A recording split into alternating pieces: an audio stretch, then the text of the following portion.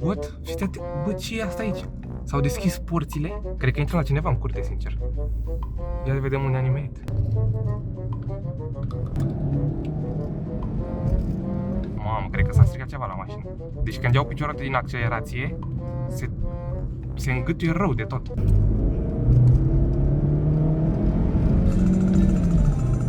Iată că a venit în sfârșit vara, dacă aș putea să-i spun așa, pentru că afară, bine, acum sunt 17 grade, însă ieri, dacă nu mă înșel, au fost undeva la 25 de grade, deci chiar am simțit pe bune căldura și, după cum bine vedeți, acum sunt în tricou și, da, în sfârșit am scăpat și noi de gecile alea. Sincer, mie îmi place iarna așa, făcând o paranteză, nu știu, îmi place așa să stau, mamă, ia, ce mașină e asta, audio asta? Mamă! Deci era o ediție ceva specială, din câte știu eu, modelul ăla se numește Audi 80, ceva de genul, sau Audi 90, nu știu exact, însă modelul ăla cred că era ceva foarte special, ceva sport. Da, ia să vedem și noi aici, bine, până la viteza asta, că după nu prea este în regulă, să zic așa. Până să începem episodul propriu zis, nu uitați să rupeți butonul de like și să vă abonați în caz că sunteți noi, pentru că foarte mulți dintre voi nu sunteți abonați. Am aici și un rahat, ceva pe... Dar chiar ce sunt chestiile astea? Uite că acum văd, am ceva portocaliu, nu știu exact ce este. Spuneți și voi acolo în comentarii dacă și voi aveți chestii de-astea portocalii așa pe mașină, pentru că am observat în ultima perioadă că sunt foarte multe puncte de-astea, să zic așa, și nu știu ce ar putea fi. Adică nici nu știu dacă atacă tabla sau ceva, însă da, acum dacă le-aș da drumul ștergătoarelor, să zic așa, nu ar reuși să curețe chestiunea asta. Nu știu dacă o puteți vedea voi de acolo, însă uitați-vă puțin cum este acest vibe așa. Mama, acum dacă aveam și o decapotabilă, sincer cred că făceam insolație, am înțeles că nu prea este cam greu de fapt să ai o decapotabilă, pentru că eu, înainte de a mă interesa de ce înseamnă cu adevărat să deții o decapotabilă, aș fi spus că, băi, cu o decapotabilă ieși la 35 de grade afară, pentru că atunci e vremea de decapotabilă, dar, na, probabil, dacă printre voi sunt câțiva care dețin decapotabile, probabil o să confirmați că sunt șanse foarte mari să faci insolație, sau dacă nu faci insolație, oricum nu este plăcut, pentru că este o căldură infernală. Și uite, acum cum sunt 17 grade, eu zic că ar fi timpul perfect pentru o decapotabilă. Altceva, când vedem și noi tot înflorit pe aici, parcă totul a prins viață. Și că tot veni vorba de viață, a prins viață și acest dispozitiv de aici. O să vi-l prezint imediat. O să ne oprim undeva și o să vă prezint această cameră de bord pe care am achiziționat-o acum ceva timp. Sincer, nu aș vrea să zic o dată, pentru că aș spune greșit, dar am achiziționat-o de ceva timp și da, chiar vreau să vă arăt acest dispozitiv, pentru că, din punctul meu de vedere, în orașele aglomerate sunt necesare astfel de dispozitive. Bun, și acum că am revenit de aici, probabil acum o să mă auziți puțin mai prost, dar fii atent că eu nu mai am baterie, mai am 15%. O să vă arăt imediat aplicația asta, care efectiv, nu știu, mie mi se pare că este destul de mare upgrade-ul de la vechea cameră pe care am avut-o și această cameră. Sincer să fiu, nu știu cum se numește, probabil o să vă arăt chiar acum pe ecran aici, pentru că nu are o denumire, să zic așa, care mi-a intrat mie în cap. Dacă intrăm noi aici la Cloud Spirit, așa se numește aplicația, o să vedeți. Deci avem aici mașina înregistrată ca și cum o avem băgată în aplicație și avem în felul următor: avem playback, avem secțiunea de mesaje, care aici, după cum vedeți, ne dă de fiecare dată cât un mesaj atunci când pornesc motorul, când îl opresc, când detectează un impact sau ceva. De exemplu, acum dacă ar trece un ăsta, cum îi spune, nu rulotă, o rampă, să zic așa, care tractează mașini pe ea, știți că produce un zgomot destul de mare atunci când ia o groapă sau mai știu eu ce, și o să primim mesaj pe telefon. Aici la traiectorie, dacă îi dăm, după cum bine știți, ne arată traiectoria mașinii, ceea ce mi se pare foarte mișto. La fotografie, face o fotografie chiar acum, de când dacă o să-i dau aici, o să facă o fotografie. Avem cameră pe față, aceasta de aici, avem o cameră montată și în spate. O să-i dăm aici la playback și o să dureze puțin. Ideea este că această cameră are o cartelă băgată în ea, ca să zic așa, pentru a putea face conexiunea cu această aplicație și a vedea în timp real unde se află mașina pe hartă. Are practic are GPS în ea integrat ca și cum. Și mai avem și un card, bineînțeles, unde stochează ea toate înregistrările, fotografiile și așa mai departe. Uite aici, dacă îi dăm noi, vedeți că la început acolo ne arată F20 de exemplu. F vine de la față și aici B vine de la spate, bine, în engleză ca și cum. Dar uite, cam așa filmează ea. Deci eu zic că își face treaba foarte, foarte bine. Acum dacă ar fi, uite, dăm aici random. Să vedem altă filmare. Aici pe B practic înseamnă filmarea, de fapt camera de pe spate, deci accesăm camera de pe spate, care nu prea are o rezoluție bună, însă după cum bine puteți vedea putem să dăm zoom, deci așa se întâmplă și la camera de pe spate și la camera de pe față. Ideea este că cea mai utilă funcție, bine, cea mai utilă, depinde dacă o folosești.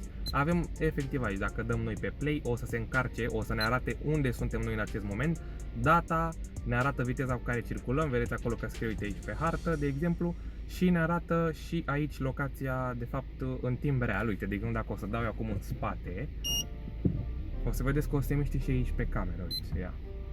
Ideea este că are un mic delay de o secundă sau mai știu eu ce. Uite, și acum mă dau așa. Să vedem dacă se mișcă camera. Da, deci cred că are delay de o secundă. Vedem că putem să dăm zoom. Uite, vine mașina asta de aici. Ideea este că atunci când suntem live, ca și cum pe aplicație, claritatea nu este atât de mare, însă dacă vrem să vedem un număr de matriculare sau mai știu ce, putem să intrăm acolo la secțiunea unde a înregistrat ea și să accesăm videoclipul, care acolo este o idee mai clar. Pentru că această cameră are denumire, acum mi-am amintit, ceva de 2K, are o denumire plus 2K, ceea ce înseamnă că ea filmează în 2K. Ideea este că o poți selecta să filmeze și în Full HD, însă nu știu dacă ar avea sens, ținând cont că, până la urmă, dacă ea poate să facă acest lucru, de ce să nu îl facă la potențialul ei maxim, să zic. În fine, uite, acum a trecut o mașină pe lângă noi, dacă am o secundă este delay-ul. Mi se pare foarte interesant. La fel, dacă îți lovește cineva mașina sau dă cu palma în ea sau dă cu mingea, o să primești imediat un mesaj despre acest lucru, și anume faptul că a detectat o coliziune. Bă, chiar avea nevoie, sincer. În fine, cam așa arată camera mai în detaliu. Păcat că avem soarele ăsta și cred că ar trebui să întorc mașina, pentru că avem soarele ăsta care ne cam încurcă. Am întors mașina și cam așa arată camera. Ideea este că nu este pe touch, deci aici avem o mică problemă și aici avem, după cum bine vedeți, butoane de unde putem noi să selectăm acolo în meniu ce vrem noi, să-i dăm noi setări, să avem tot ce trebuie. Sincer să fiu, acum nu o să intru în setări pentru că nici nu știu să umblu la ele, adică am intrat prima dată și deja mă cam bătea așa.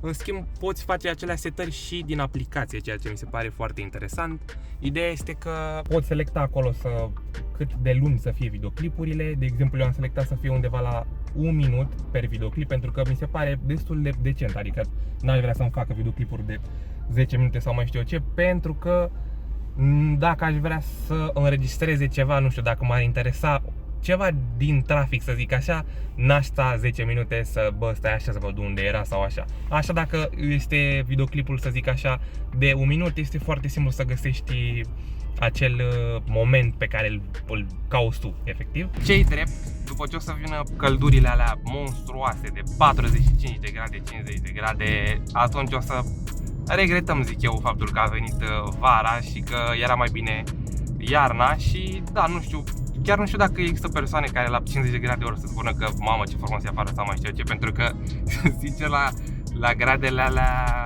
este destul de greu și să respiri, adică na, cam nu prea poți să faci nimic, așa să zic, nu știu, să depui și tu un efort fizic mai mare sau măcar să depui un efort fizic, pentru că efectiv și dacă stai degeaba transpiri și nu ai nicio putere, să zic așa, cel puțin eu așa sunt. Nu știu dacă, da, chiar scrieți acolo în comentarii voi cum vă simțiți vara, să zic așa, în mijlocul verii, atunci când sunt călduri de 45, aproape 50 de grade. Chiar sunt foarte curios, pentru că v-am spus, eu când sunt căldurile alea de 45 de grade, efectiv nu știu, nu vreau să ies din casă, să zic, pentru că mă topesc de tot. Mamă, cum intră inferioarele astea. Bine, dar nu avem noi tobă și motorul aferent, să zic așa, nu avem ce trebuie, să zic așa, dar inferioarele astea chiar intră wow, mai ales dacă, nu știu dacă voi știți să faceți rev match sau cum se spune, ia, chiar o să vreau să, uite acum, fii atent, cred că era să rămânem fără cutie de viteze, sincer. Cred că era să rămânem fără cutie de viteze, nu mai încercăm. Sau poate o să mai încercăm, dar nu... Acolo era și în curbă cumva și cred că m-am și grăbit. Mamă, era să rămânem fără cutia de viteze. Da. Nu mai încercăm scheme de-astea, sincer. Trebuie să avem grijă. Băi, ia stai mă așa, că eu știu zona asta. Real vorbind, am fost aici la un service acum ceva timp. Îmi luase rasa. Îmi luase razna calculatorul de bord și... și am venit aici să vedem care e treaba. Aparent aveam problemă de la LED-uri, pentru că îmi pusesem LED-uri pe tot ce înseamnă fază scurtă, semnale și deja o luase razna calculatorul de confort, dacă nu mă înșel, cred că se numește. Bine, eu în prezent mai am LED-uri, adică tot interiorul este cu LED-uri și în portbagaje avem LED-uri full acolo, deci gândiți-vă câte LED-uri avea această mașină și fiind de generație mai veche, să zic așa, probabil nu a suportat toate aceste schimbări, să zic, și mi-a spus băiatul acela de acolo să dau cât mai repede LED-urile alea jos, pentru că o să mi se prăjească calculatorul. Mamă, cred că s-a stricat ceva la mașină. Deci când iau piciorul din accelerație, se îngâtuie rău de tot. What? Mamă. Ia acum la a doua, dacă iau piciorul. Nu mai face așa. Dar chiar ce ciudat, ia. A few moments later. Ia.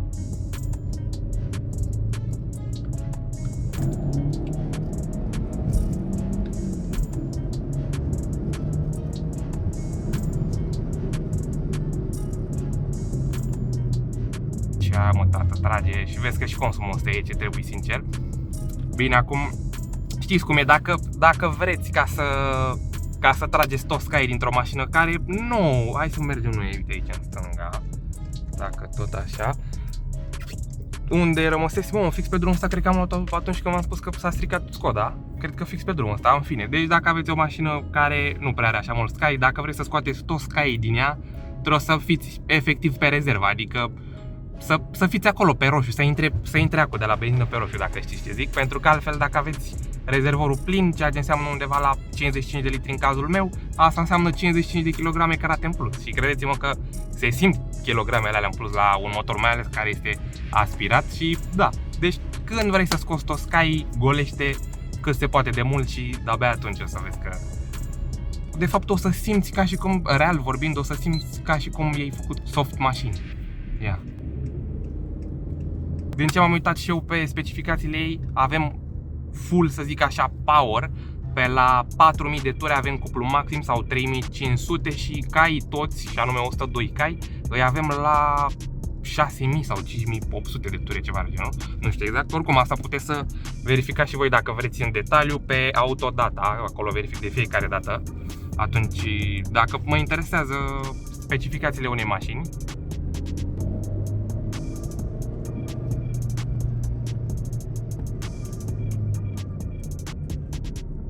întrerupem puțin acest videoclip pentru a vă spune de aceste huse de la Mobil Fox, pe care deja le știți majoritatea dintre voi. Dacă vreți foarte rapid, ca să nu pierdem mult timp, aveți codul Leonardo UL și mare atenție, până la finalul acestei luni, dacă dați comandă de huse cu codul Leonardo UL, mare atenție, l-aveți aici pe ecran, veți fi înscriși automat în tombola de a câștiga o Tesla. Așa că dacă vrei cele mai recente huse, nu uitați să bagi codul Leonardo UL. Acum, haideți să trecem la videoclip. Da, bă, tate, e ce trebuie, sincer. Păi da, mă, da, deci pe aici am luat-o. Fiți atenți că data trecută am făcut stânga, iar acum o să facem dreapta. Sunt curios să văd unde ajungem. Chiar sunt curios să văd unde ajungem. Și cred că ajungem... Am vrut să zic că ajungem la un restaurant, pentru că știu un restaurant pe aici, prin zona asta. Ok, aici avem un seria 3 cu bară de M3, ceva de genul, de versiunea 9, versiunea G. Și... sunt curios să văd dacă vă place bara aia. Eu, sincer să fiu, sunt cam 50. Mamă, fii atent ce mișto e zona asta, bă, băiatule. Uitați-vă cât de frumos e zona asta. Acolo avem de la teren de la de tenis. Mă, și aici nu e un restaurant ceva? Eu parcă cunosc zona asta. Știu că am venit odată aici, sincer. 100% avem aici restaurant, pentru că am avut mașina parcată aici. Chiar în parcarea asta. Mamă, nu pot să cred unde am ajuns. What? Da.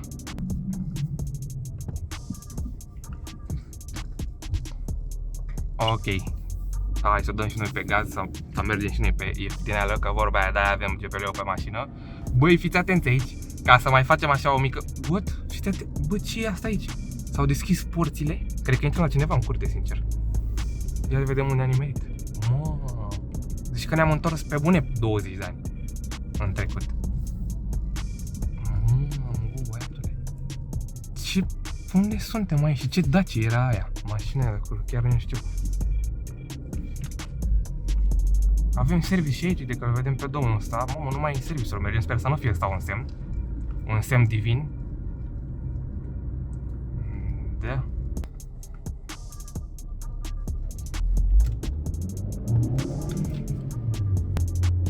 Cam că trage și pe gaz. A, bine, ce-i drept, nu prea e bine să-i dați așa, pentru că prăjiți pe acolo plămânii, nu știu exact. Avem și acolo o complicare aia cu GPL-ul ăla, dar până la urmă eu zic că este afacerea cea mai bună în acest caz.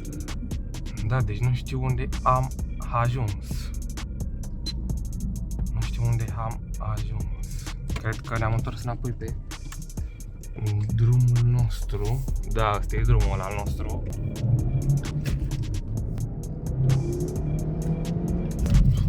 Lo, țineți-mă! Dați-vă la o parte! Aiurea, sincer, la postă de cai, dar în fine. Face și noi atmosferă pe aici, așa. Sanchi. Băi, cam ăsta a fost episodul, să zic. Vă mulțumesc tuturor celor care ați stat până aici. Și vă mulțumesc tuturor celor care dați mereu comentarii și apreciere la videoclipuri, pentru că mă ajută foarte, foarte mult. Nu uitați, dacă aveți idei noi de vloguri, să le scrieți acolo jos în comentarii. Nu uitați, de altfel, dacă aveți plăcerea, să dați și un follow acolo pe Instagram. Sincer, nu știu cum am Instagram-ul, dar îl aveți aici jos, pentru că mi l-am schimbat. Nu știu, Leonardo. Nu știu exact, dar îl aveți aici, pentru că nu vreau să vă dau informații greșite. Eu am fost Bertim și desigur noi ne vom revedea data viitoare. Pa, pa!